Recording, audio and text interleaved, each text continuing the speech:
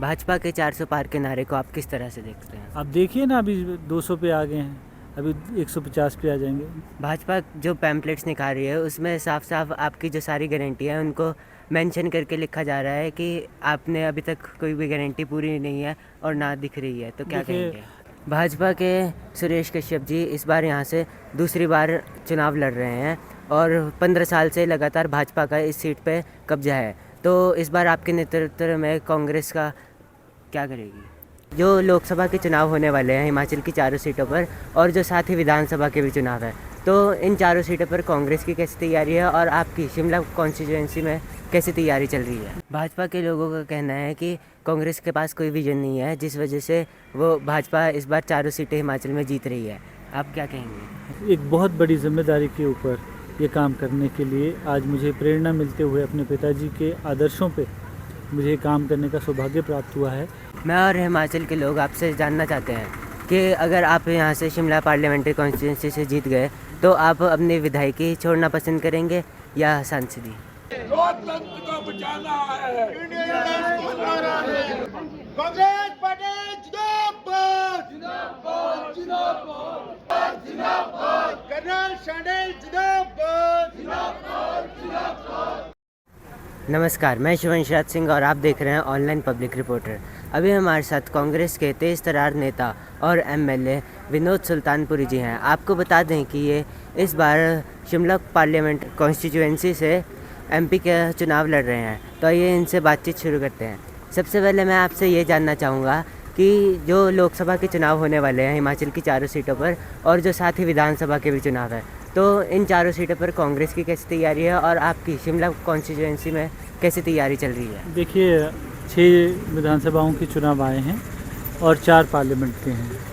मैं आपको बताना चाहता हूँ, हिमाचल की जनता ने मन बना रखा है कि कांग्रेस पार्टी के पक्ष में ये चुनाव होने वाले हैं और मैं समझता हूँ 10 में से 10 कांग्रेस पार्टी जीतेगी।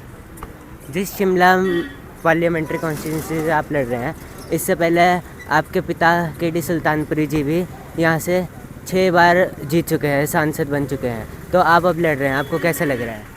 देखिए, आज ये 25 वर्षों के बाद मुझे सौभाग्य प्राप्त हुआ है और मैं समझता हूँ कि मैं अपने आप को भाग्यशाली भी मानता हूँ और एक बहुत बड़ी जिम्मेदारी के ऊपर ये काम करने के लिए आज मुझे प्रेरणा मिलते हुए अपने पिताजी के आदर्शों पे मुझे काम करने का सौभाग्य प्राप्त हुआ है। अपने लोगों की सेवा करनी है। शिमला पार्लियामेंट में जो अद्भुत प्यार उन्हें मिला है, तो मैं लोगों में जाकर उसे पा भी रहा हूँ, खुद भी उनसे मिलना भी हो रहा है और मैं समझता हूँ उनके जो पथ था उस पथ पे चलने का मैं अपने आप को भाग्यशाली मानता हूँ। आप शिमला, सोलन और सिरमौर में जैसे लोगों के पास वोट मांगने जा रहे हैं, तो आपको कैसा समर्थन मिल रहा है? बहुत प्यार मिल रहा है। मैं आपको बताऊं, जो हमारे लोग हैं जिनकी बात को पार्लियामेंट में नहीं रखा गया है, उनकी अपेक्षाएं हैं कि एक मुखर होकर सांसद का जो स्वरूप होता है उसमें उनकी बात रखी जाए, पॉलिसीज़ के ऊपर डिस्कशन हो। ये मैं पा रहा हूँ कि मैं लोगों से मिलकर ये समझ भी पा रहा हूँ कि उनकी समस्याओं का जो हल है उसके ऊपर क्या हम काम कर सकते हैं और उसके ऊपर मेहनत करनी है। और मैं समझता हूँ एक एजेंडा के तहत एक उसको एक स्वरूप बना के एक बहुत सिस्टमैटिक तरीके से हम उसको सॉल्व करने। मैं और हिमाचल के लोग आपसे जानना चाहते हैं कि अगर आप यहाँ से शिमला पार्लियामेंट्री कॉन्स्टिट्यूंसी से जीत गए तो आप अपनी विधायकी छोड़ना पसंद करेंगे या सांसदी?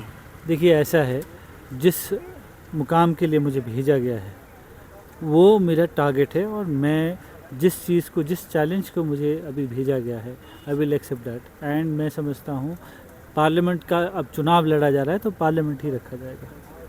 पर जैसे आप विधायक भी हैं, तो लोगों और 3 डिस्ट्रिक्ट से आप जैसे सांसद बनने वाले हैं, तो आपके हिसाब से अगर आप एक छोड़ोगे तो उस जो जिन्होंने दूसरे के लिए वोट किया था तो वो निराश नहीं होंगे? देखिए, ऐसा है, मेरी कॉन्स्टिट्यूंसी का हिस्सा है शिमला पार्लियामेंट और मैं समझता हूँ कसौली का जो मुझे ध्यान रखना है, जो मेरी कमिटमेंट्स हैं उसके ऊपर मैं अभी भी मुखर होकर और उसके लिए हमेशा तत्पर रहा हूँ, रहूँगा। ऐसा नहीं है कि एक नई जिम्मेदारी के लिए हम जा रहे हैं तो वो जिम्मेदारी जो पहले वाली है उसकी कमिटमेंट्स जो हैं उसको मैं फुलफ़िल करूँगा, इसमें कोई दो राय नहीं है। भाजपा के सुरेश कश्यप जी इस बार यहाँ से दूसरी बार चुनाव लड़ रहे हैं और 15 साल से लगातार भाजपा का इस सीट पे कब्जा है, तो इस बार आपके नेतृत्व में कांग्रेस का क्या करेगी? देखिए, अब मौका दिया गया है पार्टी द्वारा और हाईकमान द्वारा, कुछ उनके कारण भी रहे हैं और मैं समझता हूँ जो टास्क दिया गया है उसको हमने फुलफ़िल करना है। कोई लड़े चाहे जो मर्जी लड़े, उसके सामने हमने अपनी बात रखनी है और अपने आप को साबित करके इस चुनाव को जीतना है।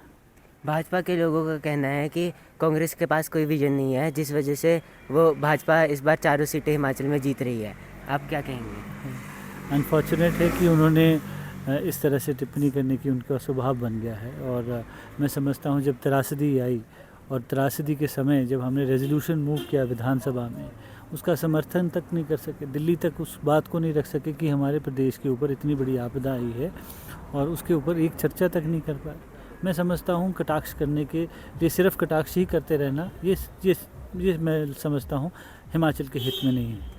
भाजपा के 400 पार के नारे को आप किस तरह से देखते हैं? आप देखिए ना, अभी 200 पे आ गए हैं, अभी 150 पे आ जाएंगे। देखिए, लोगों ने जो करना है मुझे लगता है ये भ्रमित करने के लिए एक प्रचार का इन्होंने निर्णय किया था, पर मुझे लगता है ये फेल हुआ।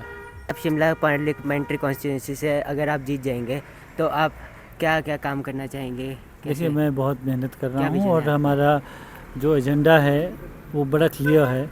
उसमें जो हमारे एप्पल ग्रोअर्स हैं, हॉर्टिकल्चरिस्ट हैं, हमारे किसान जो गेहूँ उगाते हैं, उनके लिए जो एमएसपी की जो अभी बात हुई है और उसमें जो हमारे हॉर्टिकल्चरिस्ट है जिसमें इंपोर्ट ड्यूटीज़ जो है उसको किस तरह से चीट करके दूसरे देशों से जो संधि है हमारी जिसके ऊपर हस्ताक्षर हुए हैं उसको विज़िट करना पड़ेगा। उसके ऊपर फिर से हमें चर्चा करनी पड़ेगी कि जिस तरह से इंपोर्ट ड्यूटीज़ की वजह से हमारा जो बागवान है उसको नुकसान हुआ है, उसके ऊपर मैं समझता हूँ हमें ध्यान देना होगा। और इसी तरह के जो मुद्दे हैं, चाहे हमारे ग्रामीण इलाके में जो सड़कें हैं उसके ऊपर सरकारी दिल्ली वाली सरकार जो है उसके ऊपर फंडिंग उसको करे, उसको मेटल करने के लिए पैसा दे। इस तरह की मैं सोच रखता हूँ। आने वाले भविष्य में हमारे बच्चों के लिए नए आयाम, नए एम्प्लॉयमेंट जनरेशन के जो इश्यूज़ हैं उसके ऊपर हम काम करेंगे।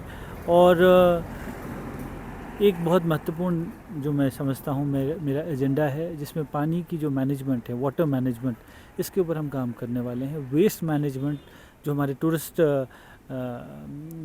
टाउन्स हैं उसमें जो वेस्ट मैनेजमेंट है उसको हम बहुत अच्छे तरीके से काम करेंगे ताकि जो यहाँ गंदगी फैलती है उसको हमें रोकना है। प्लास्टिक जो डिस्पोज़ होना है उसको किस तरीके से किया जाए, ये चीज़ें मेरे जहन में हैं। देखते हैं जैसे जैसे समय आएगा और आप देखेंगे कि there will be definitely a good change. Bhajpa जो पैम्पलेट्स निकाल रही है उसमें साफ साफ आपकी जो सारी गारंटी है उनको मेंशन करके लिखा जा रहा है कि आपने अभी तक कोई भी गारंटी पूरी नहीं है और ना दिख रही है, तो क्या कहेंगे? जब आपने इस तरह का चश्मा पहना है जिसमें आप सिर्फ नेगेटिव ही देखते हैं तो मुझे लगता है उसके ऊपर कोई जवाब देने की मुझे लगता है ज़रूरत नहीं है। 5 गारंटीज़ हम ऑलरेडी कंप्लीट कर चुके हैं in spite of various other constraints. हमारी जो सरकार है इतनी मुश्किल से जो फाइनेंशियल उन्होंने नुकसान हिमाचल प्रदेश का किया था उसके बावजूद हमारी सरकार ने इंश्योर किया है कि अपने जो लोग हैं उनको सही तरीके से वेलफेयर स्टेट का जो अगर एग्जाम्पल इंडिया में दिया जाएगा, ये मॉडल स्टेट है। Thank you. Thank you my dear.